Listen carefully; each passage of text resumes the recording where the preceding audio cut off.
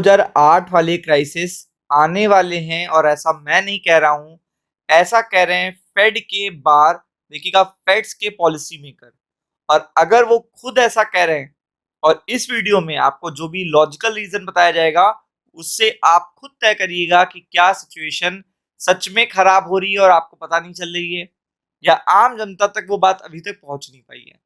क्योंकि आम जनता को लास्ट में पता चलता है जब चीजें हो जाती हैं, मार्केट क्रैश हो जाते हैं, तब वो जो ऊपर के लेवल पे फंस जाते हैं, तब जाके उन्हें पता चलता है कि हाँ अच्छा ये सिचुएशन हो गई है।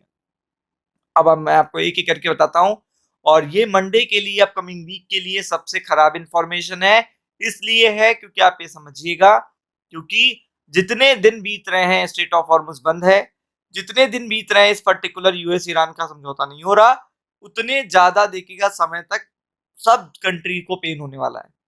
तो अगर आप देखेंगे Fed's Barr warn against easing bank liquidity rule, मतलब अभी आपको पता है केविन वॉश आ चुके हैं। उनका मेन ऑब्जेक्टिव क्या है? मेन ऑब्जेक्टिव है करेंसी फ्लो बढ़ाना और लिक्विडिटी को ईज करना, रेट कट करना, ताकि सारी सहूलियत ट्रम्प को दी जा सके। बट ये पूरी तरीके से मॉनेटरी पॉलिसी के अगेंस्ट है अकॉर्डिंग टू दिस सिचुएशन। क्यों? क्योंकि इस समय सिचुएशन ये है कि जब आपका इन्फ्लेशन तेजी से बढ़ रहा हो तब आप रेट कट नहीं कर सकते, आप लिक्विडिटी ईज नहीं कर सकते, आप करेंसी फ्लो नहीं बढ़ा सकते। ये सारे अगेंस्ट रूल हैं। मतलब जो रोकने के लिए चाहिए होते हैं वो नहीं लगाए जा रहे हैं, जो बढ़ाने के लिए चाहिए वो लगाए जा रहे हैं। तो इससे फाइनेंशियल रिस्क 2008 जैसा आ सकता है। कैसे? अभी देखिएगा, यहाँ पे क्या करेगा, ये क्या करेगा, बैलेंस शीट को श्रिंक कर देगा। अब आप खुद देखिए यहाँ पे कौन बोला है, फेड रिजर्व के गवर्नर मिकेल वॉर कॉशन, देखिएगा एक तरीके से चेतावनी दी है against shrinking the US central bank balance sheet. अब आप समझ लो कि यूएस सेंट्रल बैंक की बैलेंस शीट श्रिंक हो सकती है by easing bank liquidity requirement. तो आपको पता है कि अगर ये किया गया, क्योंकि जो केविन वॉश हैं वो उसी टाइम के गवर्नर थे, फेड के चेयरपर्सन थे जब 2008 की मंदी आई थी। तो अब आप समझ लीजिए कि यहाँ पे इसीलिए वार्निंग दी जा रही है कि जेरन पावेल को हटा के जो पर्टिकुलर एक्टिविटी की जाने वाली है उससे बैलेंस शीट अगर आप देखोगे पूरी तरीके से श्रिंक हो जाएगी, डूब जाएगी। और इसमें क्या बढ़ेगा, वीकेन करेगी फाइनेंशियल स्टेबिलिटी को। जो अभी थोड़ी बहुत फाइनेंशियल स्टेबिलिटी यूएस के बैंक्स में देखने को मिल रही है वो भी यहाँ पे खतरनाक हो सकती है, खत्म हो सकती है। और इससे क्या बढ़ेगा, क्राइसिस का रिस्क बढ़ेगा।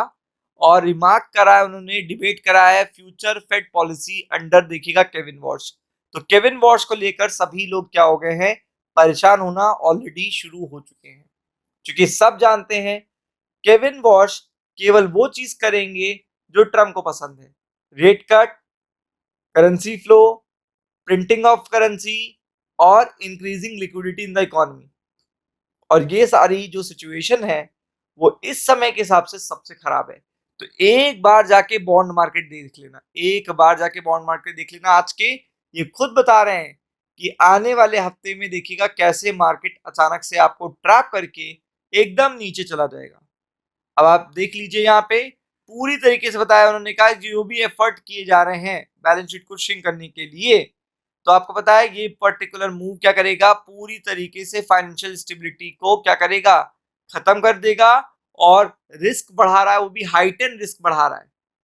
क्योंकि आज जब भी कोई दिक्कत आएगी और मार्केट का स्ट्रेस बढ़ेगा तो पहले जैसी सिचुएशन नहीं होगी, बहुत बड़े लॉसेस होंगे। क्योंकि कोविड के बाद जो ट्रेडर हैं, इन्वेस्टर्स हैं, स्कैल्पर्स हैं, एचएनआईज हैं, बड़े ट्रेडर्स हैं, वो बढ़ चुके हैं। उनकी क्वांटिटी, उनका वॉल्यूम सब कुछ बढ़ चुका है। तो आप देख सकते हो कि ये फेड सीधा वार्निंग दे रहा है कि 2008 वाली सिचुएशन भी हो सकती है। मतलब जो 2008 में सिचुएशन देखने को मिली थी वो सिचुएशन तक देखने को मिल सकती है ड्यू टू दिस पर्टिकुलर, देखिएगा प्रॉब्लम। और आप देख सकते हैं यहाँ पे लिखा भी हुआ है कि ये चीज सीधा क्या करेगी, 2008 के समय में धकेल देगी हमें, तो जो कि बहुत खराब चीज है। तो इसलिए बी प्रिपेयर्ड फॉर इट, आने वाला हफ्ता बहुत ही खराब होने वाला है, बी प्रिपेयर्ड फॉर इट।